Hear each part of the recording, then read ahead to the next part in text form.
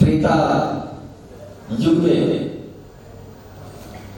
रंगभूमि की मर्यादा भगवान पुरुषोत्तम श्री राम की वर्णिता विदेह राज महाराज जनक की सुपुत्री जनक सुता वैदेही मैया सीता ने इस धरा को मैं कोटि कोटि नमन करता, वंदन करता। आज भगवान श्री रामचंद्र की जन्मभूमि से चलकर मैया सीता की जन्मभूमि पर आया है।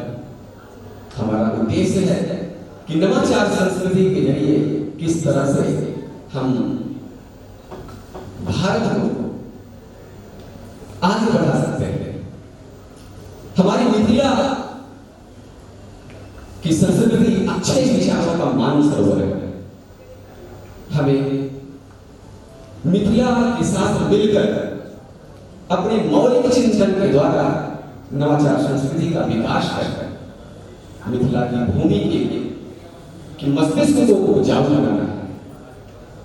आज हम सभी अगर इनोवेशन कल्चर को एक बहुत बड़े अवसर के रूप में देखते हैं तो सबसे पहले हमें उस इनोवेशन कल्चर को, नवाचार संस्कृति को समझना होगा।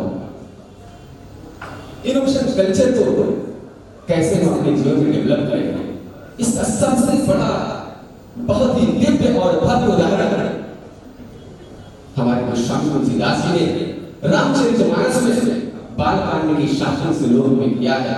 आइए इस मिथिला की जो पौराणिक शहर है, अगर इसमें हमें अगर नवाचार संस्कृति को समझना है, इनोवेशन को समझना है, इनोवेशन कल्चर को अपने जीवन में आत्मसात करना है, तो सबसे पहले हमें वहां बालकांड के श्लोक को जाना होगा। गोस्वामी तुलसीदास जी कहते हैं कि स्वतंत्र सुधाय तुलसी रघुनाथ गाथा भाषा मंजुल बनी मातृभूति।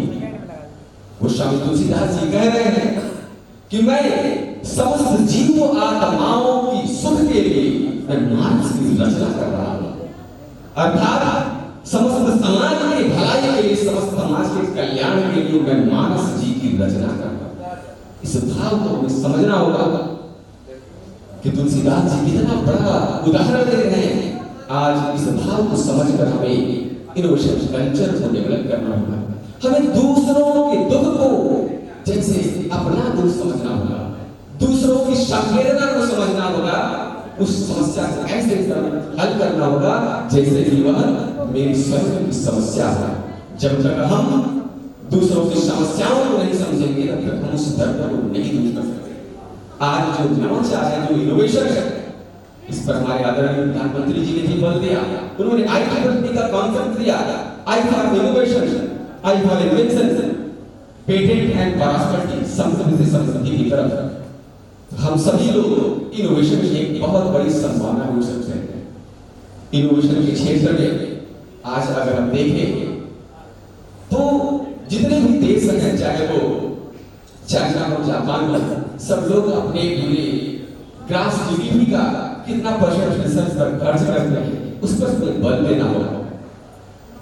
और बल कैसे देंगे, उस इनोवेशन को हम अपने जीवन में आत्मसात कैसे करेंगे। हमारे हर समाज में हर जगह इनोवेशन की चीजें विद्यमान हैं। बस उसे जैसे कि हिमांशु सर ने बताया था कि अपने माइंड में, अपने चेतन मस्तिष्क में वो बात रखिए कि नहीं मुझे यह करना है तो करना है। एक जज्बात होना चाहिए अपने अंदर, कुछ कर गुजरने। जिस दिन मैंने ठान लिया कि नहीं आज 21 पेटेंट्स हो गए हैं, आने वाले 6 महीने के अंदर हम शतक लगाने चलते हैं पेटेंट का। तो इस तरह से जब आप अपने भारत के लिए, अपने देश के लिए और हमारी मिथिला को डेवलप करने के लिए अगर हम पेटेंट में अपनी संभावनाएं ढूंढेंगे तो हर जगह एक पेटेंट मिल जाता है। और आज अगर पेटेंट करा देते हैं, इनोवेशन आपका एक प्रोडक्ट एक पर्सन रूप ले लेता है, तो आप सोचिए आपके सामने बहुत सारे स्टार्टअप, कम से कम 100 लोगों को नौकरी लग ही जाती है। इनोवेशन में हमें संभावना ढूंढनी। और आज अगर हम बात करें कि हमारे देश में CV Raman, Ramanujam, doctor APJ Abdul Kalam sahab, जितने भी लोग थे, इन्होंने हमारे देश के लिए कितना बड़ा योगदान दिया। आज अगर मिथिला की इस धरती पर आए हैं तो हम एक ऐसे शख्स है, अगर उनको हम प्रणाम न करें तो हमारे लिए एक वैज्ञानिक दायित्व का निर्वहन करने के लिए एक थोड़ी सी जोक होगी। मैं बात कर रहा हूँ परम श्रद्धेय आदरणीय, आज वो नहीं रहे, डॉक्टर मानस बिहारी वर्मा, उनके लिए एक बार जोरदार तालियां से उनका स्वागत करिए, उनका अभिनंदन करिए। आज वो हम सभी के बीच में मौजूद हैं। और एक बात मैं आपसे और कहना चाहता हूँ कि आज इसी मिथिला की धरती से उन्हीं के एक शिष्य हैं, उनका भी नाम मैं लेना चाहता हूँ। हमारे बड़े भाई समान परम आदरणीय श्रद्धेय श्री प्रिंस जोसेफ साहब आने वाले समय में मिथिला की धरती से एक ऐसा उदय होने वाला है, एक ऐसी संस्कृति की उदय होने वाली है कि विश्व में मिथिला का वह इंसान, वह लाल जाना जाएगा, इसलिए मुझे पूरा भरोसा है। और उस इनोवेशन को जिसके द्वारा हम लोग अपने छोटी छोटी बातों को सोचकर जीवन में आगे बढ़ रहे हैं, उस इनोवेशन को चाहिए हम सभी लोग साथ मिलते हैं। आप कोई भी चीज सोच लीजिए माइंड में, और मैंने सोच लिया है आज मुझे भी, मैं भी आज नौकरी करता, पैसा कमाता, अपने परिवार का निर्वहन करता था, लेकिन नहीं, मेरी एक सोच थी कि अगर आज हम जैसे युवा अगर नौकरी करने पे ही लग जाएंगे तो हमारा जो दायित्व है, क्योंकि पेटेंट के बेस पर किसी भी देश का एक स्थान निर्धारित होता है। ग्लोबल इनोवेशन इंडेक्स GII आज 2014-15 से देखा जाए तो आज 2022-23 में हमारा देश 14-15 में 81 पोजीशन पे था। आज इतनी लंबी छलांग लगाकर हम आज 48 पोजीशन पर आए हैं, और आपसे वादा करते हैं कि मात्र 5 साल में हम टॉप 10 में आने जा रहे हैं। कि हमारा वादा है, बस मुझे आपका साथ चाहिए। और उस इनोवेशन की लहर के लिए समय कम है, तो मैं एक गीत है, मैं चाहूंगा कि आप सभी लोग हमारे साथ उस गीत को गाएंगे भी।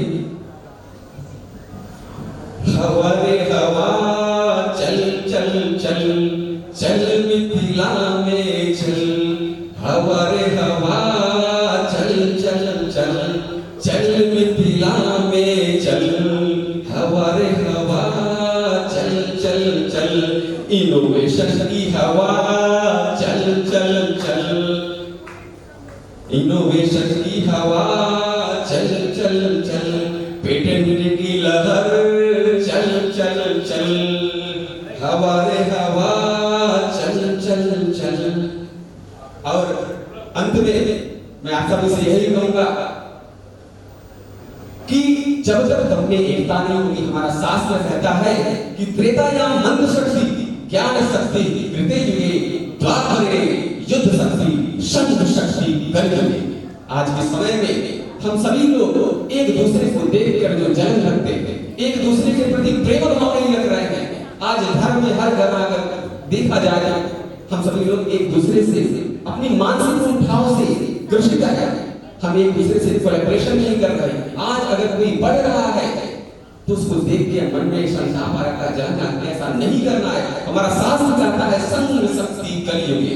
आज ये कलयुग है, इस कलयुग में हमें एकजुट होकर चलना पड़ेगा, क्योंकि शास्त्र ने पहले ही कहा है कि जो त्रेता युग था उस समय मंत्र की शक्ति थी, और सतयुग में ज्ञान की शक्ति थी, द्वापर में युद्ध शक्ति का बल था, किंतु कलयुग में संगठन की शक्ति। तो इसको हमें समझना होगा हमारे भारत के युवाओं, क्योंकि हमारा जो देश है वो 70% युवा आबादी है। आप सोचें कितनी बड़ी संभावना है इनोवेशन और पेटेंट को लेकर।